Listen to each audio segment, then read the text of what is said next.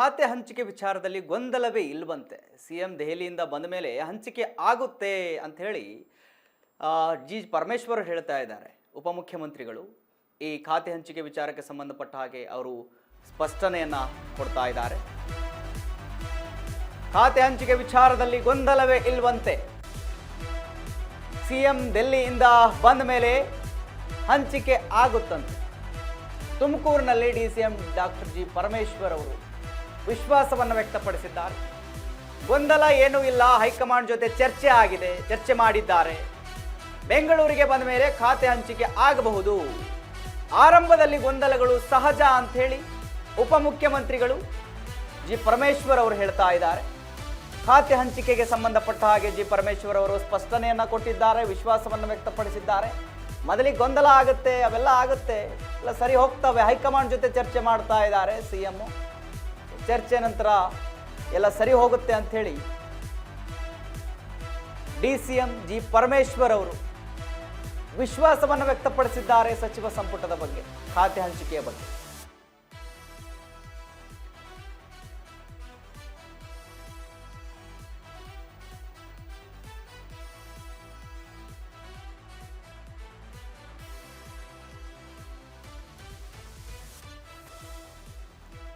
S ವೀಕ್ಷಕರೇ, ಪರಮೇಶ್ವರ್ ಅವರು ಇದರ ಬಗ್ಗೆ ವಿಶ್ವಾಸವನ್ನು ವ್ಯಕ್ತಪಡಿಸಿದ್ದಾರೆ. ಕೇಳಿಸ್ಕೊಂಬನ್ನಿ.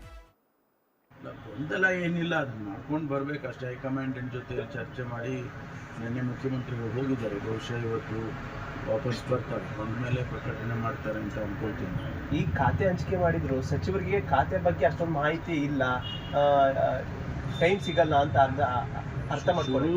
ಶುರುನಲ್ಲಿ ಆ ರೀತಿ ಆಗುತ್ತೆ. ಯಾರೋ ಹೊಸದಾಗಿ ಮಂತ್ರಿಗಳಾಗೋರಿಗೆ ಸ್ವಲ್ಪ ಹೊಸದಾಗಿ ಇರುತ್ತೆ, ಅಧಿಕಾರಿಗಳು ಇರ್ತಾರೆ, ಅದ್ರ ಬಗ್ಗೆ ಬ್ರೀಫಿಂಗ್ ಮಾಡಿಕೊಡ್ತಾರೆ. ಸ್ವಲ್ಪ ದಿವಸ ಆದಮೇಲೆ ಕಲ್ತ್ಕೊಳ್ತಾರೆ. ಅದೆಲ್ಲ ಹೊಸದಾಗಿ ಮಂತ್ರಿಗಳಾದಾಗ ಯಾರು ಕೂಡ ಹಂಗೆ, ನಾವು ಎಲ್ಲ ಹೊಸದಾಗಿ ಮಂತ್ರಿ ಆದಾಗ ನಮಗೂ ಹಂಗೆ ಅಲ್ವಾ, ಕಲ್ತ್ಕೊಂಡು ಆ ನಂತರ ಆಡಳಿತ ಕಲ್ತ್ಕೊಂಡ್ರೆ ಎಲ್ಲ ಗೊತ್ತಿರುತ್ತೆ. ಶಾಸಕರಾಗಿ ಅವ್ರಿಗೇನು ಹೊಸದೇನಿರಲ್ಲ, ಅರ್ಥ ಮಾಡ್ಕೊಂಡು ಅಧಿವೇಶನದಲ್ಲಿ ವಿಪಕ್ಷಗಳಿಗೆ ಸಮರ್ಪಕವಾಗಿ ಉತ್ತರ ಕೊಡೋಕ್ಕಾಗಲ್ಲ ಅಂತ ಏನು ತೊಂದರೆ ಇಲ್ಲ. ಅವರೆಲ್ಲ ಸಮರ್ಥರೇ ಇದ್ದಾರೆ ಮತ್ತು ಜೊತೆಗೆ ಸೀನಿಯರ್ಸ್ಗಳು ಇರ್ತಾರಲ್ಲ, ಸಹಾಯ ಮಾಡ್ತಾರೆ.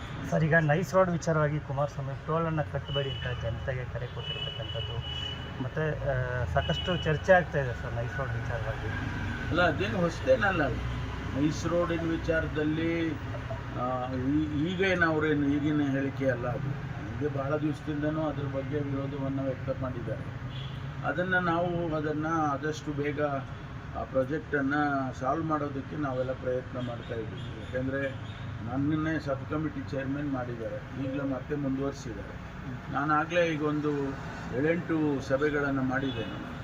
ಅಲ್ಲಿ 3 ಭಾಗವನ್ನು ನಾವು ಮಾಡ್ಕೊಂಡಿದ್ದೀವಿ. ಒಂದು ಬಿಡದಿವರೆಗೆ ಏನು ಎ ಅಂತ ಮಾಡ್ಕೊಂಡಿದ್ದೀವಿ, ಬಿ ಮುಂದಕ್ಕೆ, ಸಿ ಹತ್ತತ್ರ ಮೈಸೂರಿಗೆ ಹೋಗುವಾಗ ಈ ರೀತಿ ಯಾವುದು ಕ್ಯಾಟಗರೈಸೇಷನ್ ಮಾಡಿ ಅಲ್ಲಿ ಏನೇನು ಸಮಸ್ಯೆಗಳು ಬಂದಿದೆ, ರೈತರಿಗೆ ಸೈಟ್ಗಳು ಕೊಡಬೇಕು, ಆಮೇಲಿಂದ ಏನೆಲ್ಲ ನಮ್ಮ ಜಮೀನು ಎಷ್ಟರ ಮಟ್ಟಿಗೆ ಉಪಯೋಗ ಆಗಿದೆ, ಎಷ್ಟನ್ನು ವಾಪಸ್ ತಗೊಳ್ಬೇಕು, ಇದೆಲ್ಲ ನಾವು ಚರ್ಚೆ ಮಾಡಿದ್ದೀವಿ.